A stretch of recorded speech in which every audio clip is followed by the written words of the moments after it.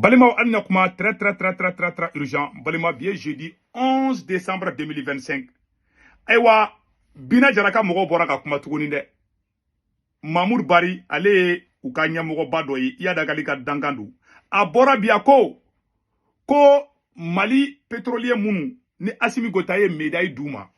ko parce que k'u ka citerne bɛ ka na ni taji ye. Ayiwa ko u bɛn'o kɛlɛli daminɛ dɛ. U yɛrɛ kumakan filɛ n bɛna k'a la aw n'an bɛ jɛ kalamɛ ɲɔgɔn fɛ. An kan ka mun fɔ la an bɛ sɔrɔ k'o fɔ la aw n'an ka jɛ an ka Mamour Bari lamɛn. بسم الله الرحمن الرحيم الحمد لله رب العالمين والصلاة والسلام على المبعوث رحمة للعالمين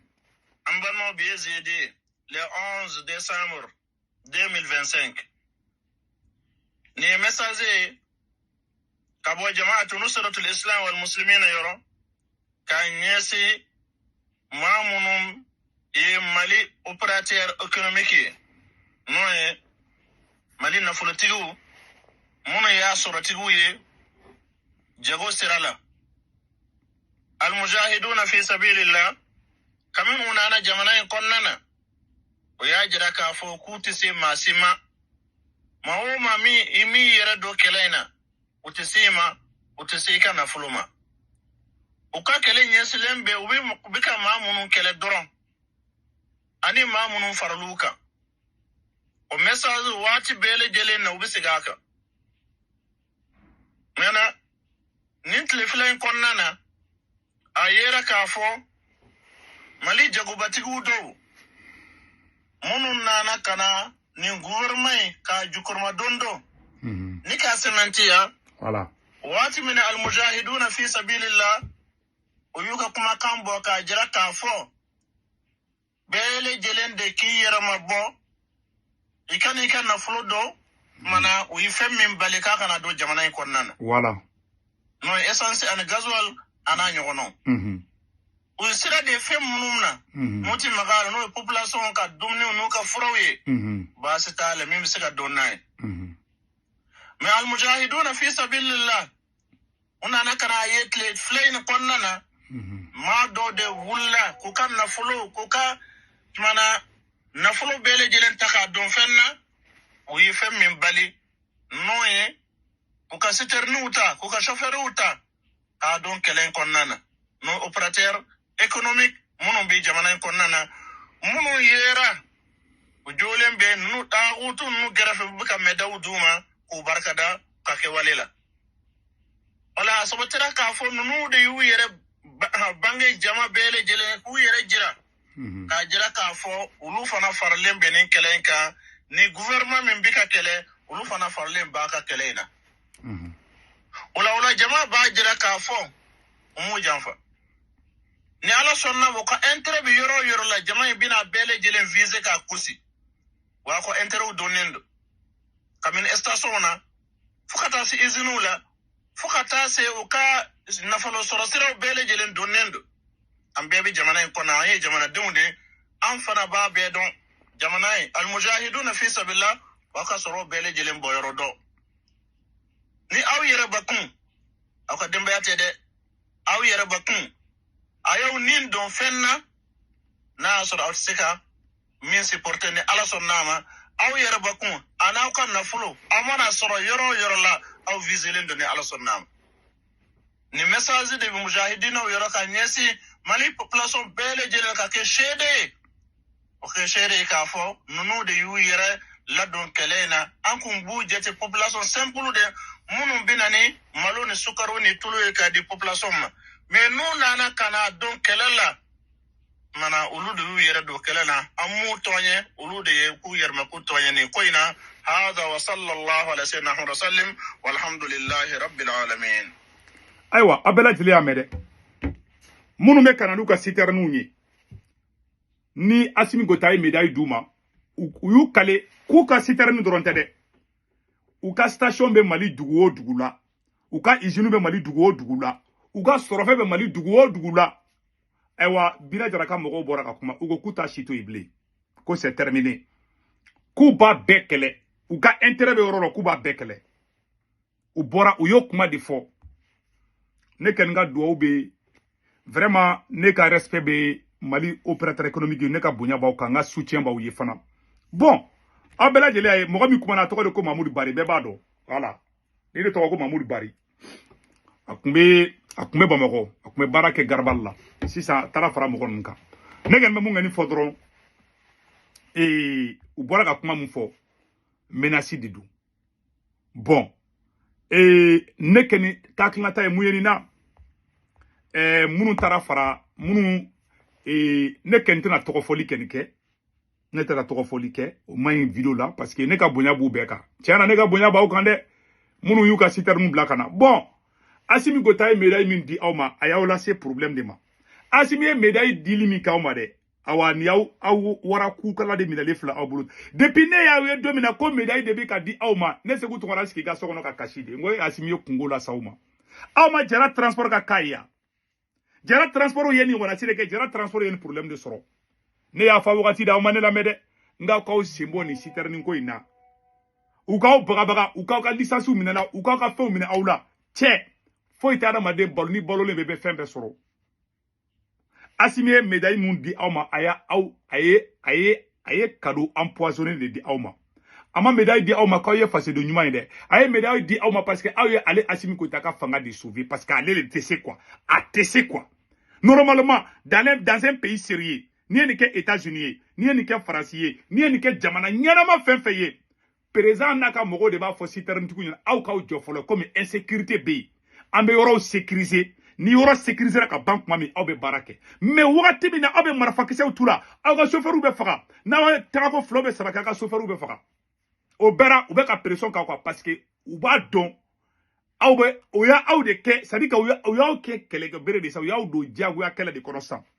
awa Mali opérateur économique fefebe ni Assimi be ka barake nyoko fe ayo kolo sa o yere la de ay gardi koru cha ya o yere no fe aya were ka sécurité ou la ben sinon on bekera ciblier ça mama ni be fait ka viga no ya ke bi ki e warabati ke se ba Assimi sina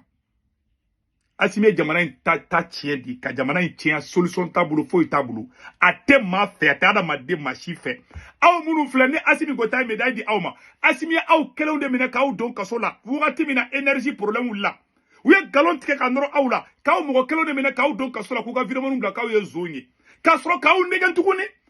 Kongo boudala wakati mina kaw bla ka siternu bla fraka katla ka au décorer tuguni bi kaw bla Mali kono uma au décorer uma médaille di awma kuma go satola awdu Assimi Goïta sauver parce que naw kuma les sauver ale ka fanga de kumbe bi donc ayo oro dron ne ke c'est tout awani abani na ka sara fo itawla ayende ke Assimi janfantidi afla wala c'est problème ma ima jara transfert yi mabula Uma soni jara transforme ma ben ko foila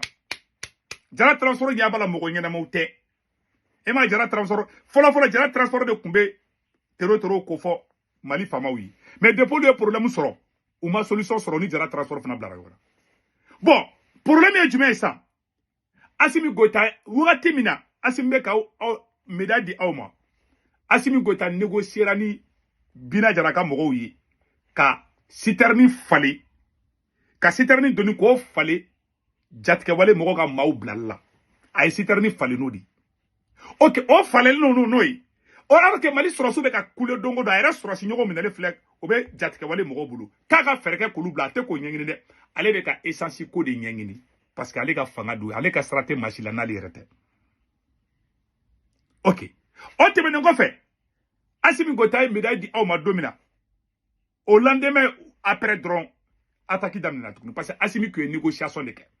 Assimi ni man beski ga foke kuma be mais aw fleur bi aw ka usine me Mali fan be aw ka station me Mali fan be bi aw ka vie blara danger la bi na ko ka be négocier ni pira dra ka mogo yo o Assimi kele le betla ka aw balola mais ale Assimi Goïta be négocier quand il veut où il veut mais aw mana bobi ka be négociation ke ni nunu ye wallahi bila o be taka foka aw ye tero do o be taka problème na si aw ma e ala ka ni fanga jugu imbo mogo dala o ya uta utajila aw bina Assimi ka pièce kono o bina mago sago chaman kede aw be ko kadi ne ka bonya ba be ka ne ta to ashi to fo video ina munu nye médaille soro ne ka bonya ba ka nga do o fana ba wi mais adamade fefe ni be fera here soro Mali kono ima bo Assimi na wallahi billahi ne ya ni Assimi officiel de na ko médaille be ka dama ne ba do ngoni kumeke mais Assimi rebe négocier nous ede mais ni aw y'a kɛ dongo do u b'u ka vidéo na bɔ ka aw ni ninnu de complice i m'a ye u ye Jara transport u ye diɲɛ kuma hɔrɔn tɛ hɔrɔn jɛɲɔgɔn tɛ ni y'u dɛmɛ cogo cogo bɛ tila k'i janfa i yɛrɛ fago ye cogo cogo don dɔ la u b'i janfa Asimi ni hɔrɔnya ma si so kelen kɔnɔ a y'a lajɛ vidéo fɛn fɛn b'a kɔ a bɛɛ hɔrɔn kolon de mɔgɔ ɲɛnamaw tɛ a bɛɛ den kolon de u bɛ bɔ n'importe comment u bi attaquer n'importe comment u wulama de bɛ réseaux sociaux sanfɛ bɔ kule kule bɔ wogonci la fan bɛɛ bon ne sarara nin yɔrɔ de ɲa bon aw filɛ nin aw ka biɲɛw de bɛ Mali fan bɛɛ bi cɛ yɛrɛ bɔra a y'a fɔ a ko ka sisan u tɛ baga ka citerne dɔrɔn ma dɛ aw ka fɛnw bɛ wɔrɔ san bon aw kan ka bɔ de a n'a ko k'a bɛ négocier ni ninnu fana ye san ka fɛngɛw kɛ ne kɛ ni Segu Tunkara ɲa bɛ solution kelen min na a ye taa médaille lasigi Asimi Goïta ye médaille min di aw ma a ye taa bɔ a ka taa médaille lasigi k'aw jɛnna médaille kɔ n'aw ma médaille lasigi u b'aw mago sa parce que aw tɛna se ka négocier ni mɔgɔ ninnu ye n'a y'o kɛ u b'a fɔ k'aw ye ninnu ka complice de mais pourtant ale Asimi yɛrɛ b'a kɛ wa a bɛ ka Mali mara ten de c'est à dire ale bɛ fɛ ko fɛn dɔ man ɲi mais ale yɛrɛ b'i dogo k'o kɛ mais ni mɔgɔ wɛrɛ y'a kɛ a bɛ problème se o tigi ma e m'a ka fanga a tɛ se de solution de tɛ Asimi bolo cɛ bɛ tugu a kɔ bilahi taala a b'i mago sa a b'i sen se ala ma n'aw caman ma kɔlɔsi bilahi a bɛ bololankolon Asimi ka fanga in na aw caman bɛ aw ye milliardaire ye n'aw ma kɔlɔsi Asimi bɛ bɔ fanga la wagati o wagati o ka sɔrɔ hali million t'aw caman ka compte la a y'a kɔlɔsi Asimi na Asimi aw kɛlen de lebu k'aw wagati min na citerne ko énergie di Mali ko courant tigɛ bɛ ka kɛ ko citerne u y'aw mɔgɔ kɛlen de minɛ k'aw lebu k'u ka vidéo bila k'aw nɛni fan bɛɛ u mago sera ma u y'aw wele ka médaille d'aw ma k'aw curu k'aw bila problème kɔnɔ n'aw bɛ se a ye taa médaille lasigi dɛ a ye taa médaille lasigi a ka fɔ a ka sita ne bɛ solution kelen dɔrɔn de di Mali opérateur économique ninnu ma n tɛ maa si ta i tɔgɔ ma ni mun b'a yɛrɛ fɛ fɛn saba bɛ aw b'o kɛ fɛn fɔlɔ fɔlɔ a ye bɔ a ka taa médaille lasigi k'aw jɛnna médaille kɔ filanan a y'a fɔ a ka chauffeur ɲɛna k'aw ka baara jɔ n'a ka d'u ye u ka taa ka station fermer a ye fara ɲɔgɔn kan aw fɛn fɛn médaille sɔrɔ a ye fara ɲɔgɔn kan a ka taa fɔ ko hey c'est bon an jɛnna médaille kɔ o ye kelen ye a y'a ka citerne jɔ o ye fila ye sabanan a ye bɔ a ka bila réseau kan k'aw y'a ka baara bɛɛ jɔ k'a ye baara bɛɛ jɔ i ma Jara transport mɔgɔw ye vidéo kɛ ka yafa deli Bina fɛ n'aw bɛ se a y'a ka vidéo maniw bila a y'a ka baarakɛlaw bila a ka yafa deli ninnu fɛ mais ka tiɲɛ de fɔ an ɲɛna dɛ Asimi u b'aw bali koko la u yɛrɛ bɛ ka yafa deli fɛ Asimi yɛrɛ bɛ ka ninnu deli dogo la a ye bɔ public ba a ka biɲɛw sauver ne bɛ ka tiɲɛ bilen de fɔ an ɲɛna bi ne m'a fɔ a ka taa négocier n'u ye dɛ a k'u wele kɛrɛfɛ k'a bɛ négocier parce que n'aw y'o fana kɛ n'u bɔra o kalama don o don u b'aw chantage da aw kan u b'a fɔ k'aw ye terror de u bɛ diɲɛ nkalon sugu bɛɛ tigɛ ka nɔrɔ la ni fanga kolon den ni ninnu ye bandi kogolen denw de sigilen Mali kunna hɔrɔn kolon den dama kɛlen ɲɔgɔn kan ko faso jɔlaw u tɛ hɔrɔnya u ni hɔrɔnya ma si so kelen kɔnɔ u y'aw se kungo ma aw bɛ ka lafiya la aw bɛ fantanw dɛmɛ aw caman ko ka di ne ye aw pétrolier caman filɛ Mali kɔnɔ aw caman ye fantanw caman dɛmɛ a ye dɛsɛbagatɔw dɛmɛ aw b'a ka lafiya la wagati la ni fanga kolon den nana ka na aw sen se ala ma aw ka citerne bɛ jeni aw t'a si sara n bɛ ka tiɲɛ de fɔ an na bi a ye bɔ aw ka médaille lasigi dɛ a y'a ka citerne bolaw a y'u ni a y'a fɔ k'a tɛ a ka citerne bouger bilen n'a ka d'u ye u ka taa ka station fermer n'a y'o kɛ a bɛ bɔ a bɛ message bila réseau kan k'a fɔ ayiwa an kɔni an y'an sen bɔ nin ko in na Jara transport bɔra ka yafa deli o bɔra ka yafa deli u ko k'u ye yafa deli mɛ n'a ka di o k'aw sanctionner olu yɛrɛ bɛ ka baara kɛ n'u ye dugu la olu yɛrɛ bɛ ka fɔ Bina ka mɔgɔw ɲɛna u bɛ ka négociation kɛ n'u ye aw kana négociation kɛ dugu la dɛ mais a ye bɔ publiquement k'a fɔ k'aw jɛnna a ka médaille kɔ filanan aw k'a ka citerne jɔ sabanan aw k'a fɔ mɔgɔw ɲɛna vraiment u ka aw hakɛ to u kana se aw ka fɛnw ma n'o o orgueil y'aw bali k'o kɛ aw b'a ka million de tatɔla aw b'a ka milliards de tatɔla fiɲɛ fɛ fu Asimi nɔfɛ maa min tɛ maa ye o de kosɔn n k'aw ma maa ni barika ta la ni tugura kɔ gɛrɛ de b'i sɔrɔ ni tugura dangaden kɔ i bɛ k'a ɲɔgɔnna si ye ni tugura duwawuden kɔ i bɛ k'a ɲɔgɔnna si ye ni tugura mɔgɔlankolon den kɔ i bɛ k'a ɲɔgɔnna si ye ni tugura mɔgɔ ɲuman den kɔ i bɛ k'a ɲɔgɔnna si ye awa a bɛ maa min kɔ bi hɔrɔn tɛ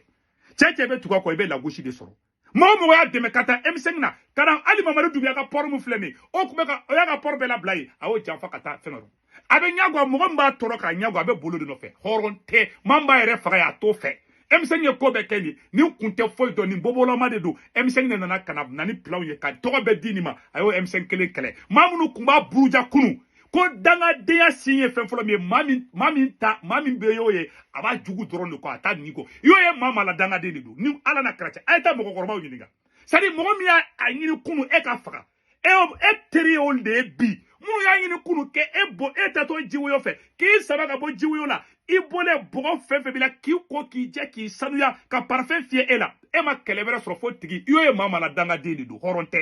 me ka chie de fa nyana bi awani mo ko me nyoko do awutako barkatako. La preuve est que ay mama ani mama jara be jafa asura si nyoko flene jatike wale mogo bula te ka nyini ko lubla ere ale be ka yere de ka intérêt de nyini na obe se o pétrole ay bo ka yere nyini o ne ka kuma yi o kan be malien fefe be France, Italie, Espagne, Angleterre, Amérique, Canada, Espagne, Portugal, Belgique malien fefe be ni dugu fefe la na obe fe ka wari ci no la obe Sendwave application télécharger a photo flene. Voilà. Na Sendwave application télécharger a photo flé, abene ka corps pour modu urgent 10 € na o ya retay. O ko fa baka bank information bedu. Na ka bank information bedu aw somo be Mali, Sénégal, Côte d'Ivoire, Cameroun. Abulu ko orange numéro da do to kombe 40 ga. Na wartu ma ba sur orange mo na sur place. Wartu go frato tro megle sera flana sabana bada 1,97 €. Ça il mo ko te ka ta arrange o bangila de. Ebe do ga sokro do be do ka Sendwave application no do be wartu do somo ko ba sur place orange mo na la. O de kundo aka be cham.